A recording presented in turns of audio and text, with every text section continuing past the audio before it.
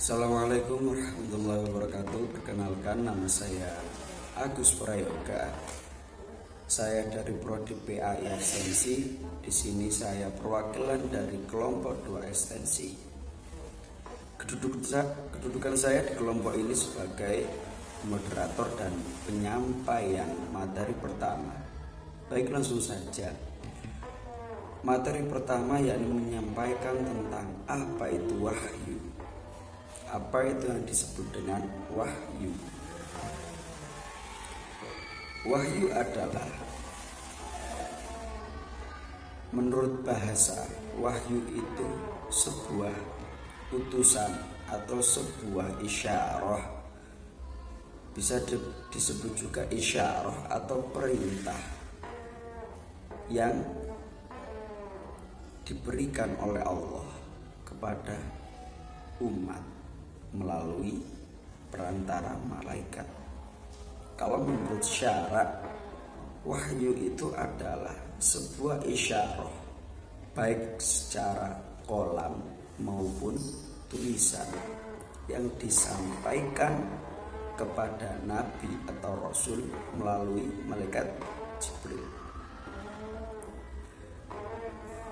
Wahyu itu bisa kita sebut atau kita gambarkan sebagai sebuah perintah Allah kepada Rasul ataupun Nabi untuk umatnya, untuk kebaikan umat.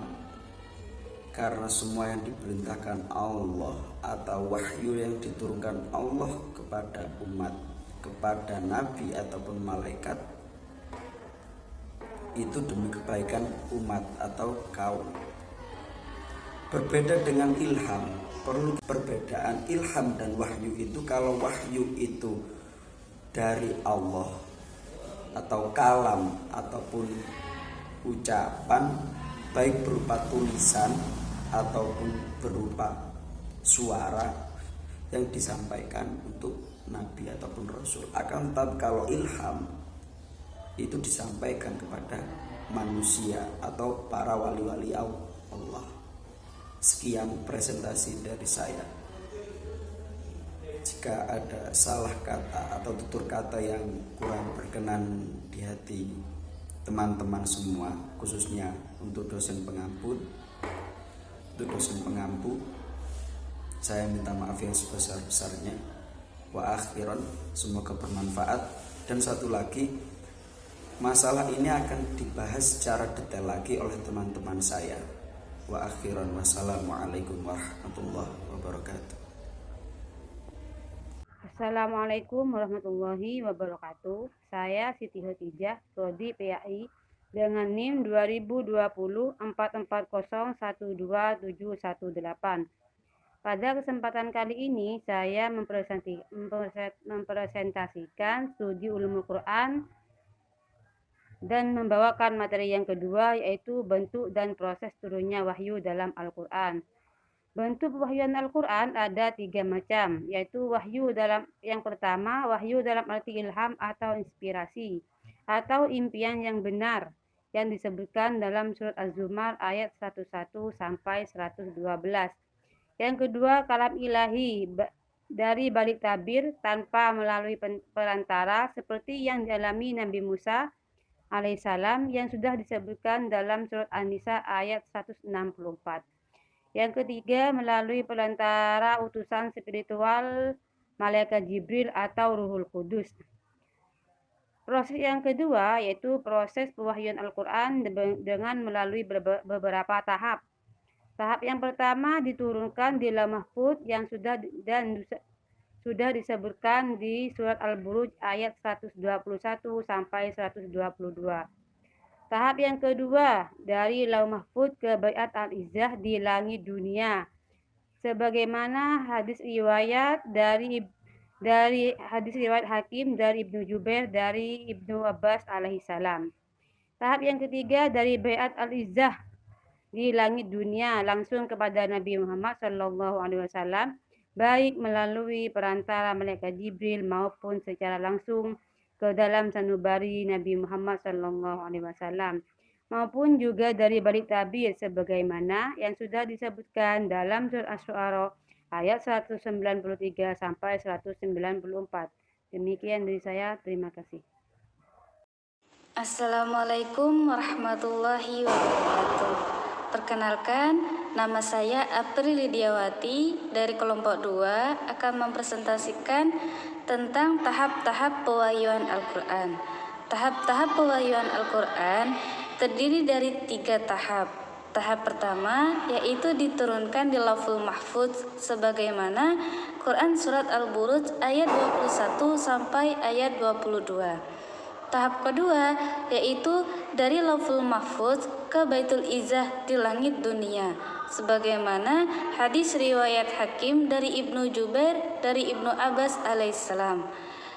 Dan tahap ketiga yaitu dari Baitul Izzah di langit dunia langsung kepada Nabi Muhammad SAW, baik melalui perantara malaikat Jibril atau secara langsung ke dalam hati sanubari Nabi Muhammad SAW, baik dari tabir sebagaimana Quran Surat Asy-Syu'ara ayat 193 sampai 194. Sekian dari saya, kurang lebihnya mohon maaf. Wassalamualaikum warahmatullahi wabarakatuh.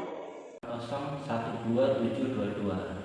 Di sini saya akan menjelaskan materi tentang periodisasi turunnya Al-Quran. Menurut para ulama, Al-Quran diturunkan berdasarkan tempat dan lamanya waktu. Menurut tempat, Al-Quran dibedakan menjadi 2, yaitu surat-surat yang turun di kota Mekah dan Madinah. Di kota Mekah, kebanyakan surat-surat tersebut bersifat pendek. Awal-awal kata diawali dengan kata-kata ya ayyuhan nas dan berisi peringatan-peringatan keras terhadap kaum kafir. Sedangkan untuk surat di Madinah tergolong surat-surat yang panjang dan banyak diawali dari kata-kata ya ayyuhalladzina amanu, berisi tentang peringatan bagi orang-orang munafik yang berada di kota Madinah pada saat itu. Sementara untuk periodisasi turunnya Al-Quran yang pertama yaitu surat Al-Quran yang pertama yaitu surat Al-Alaq 1-5 diturunkan waktu Nabi Muhammad berkholwat atau mendiamkan diri di Gua Hira, yaitu surat Al-Alaq 1-5. Yang kedua yaitu di kota Mekah sendiri waktu turunnya 8-9 tahun, dan yang ketiga di kota Madinah sekitar 10 tahun. Mungkin hanya itu yang bisa saya sampaikan. Billahi taufiq wal hidayah. Wassalamualaikum warahmatullahi wabarakatuh. Assalamualaikum warahmatullahi wabarakatuh. Perkenalkan, nama saya Ahmad Fauzi, Prodi PAI semester 1 kelas ekstensi. Saya di sini ikut kelompok 2 dan akan menerangkan tentang hikmah turunnya Al-Quran. Allah menurunkan Al-Quran kepada Rasulullah tidak langsung dalam sekali jadi Al-Quran, namun dilakukan secara berangsur-angsur selama 22 tahun, 2 bulan, 22 hari. Berikut 5 hikmah yang saya ketahui, yaitu yang pertama, untuk menguatkan hati Rasulullah untuk menentang orang-orang kafir yang mengingkari Al-Quran. Dan yang ketiga, supaya mudah dihafal dan difaham. Yang keempat, agar orang mukmin antusias menerima Al-Quran dan giat mengamalkannya.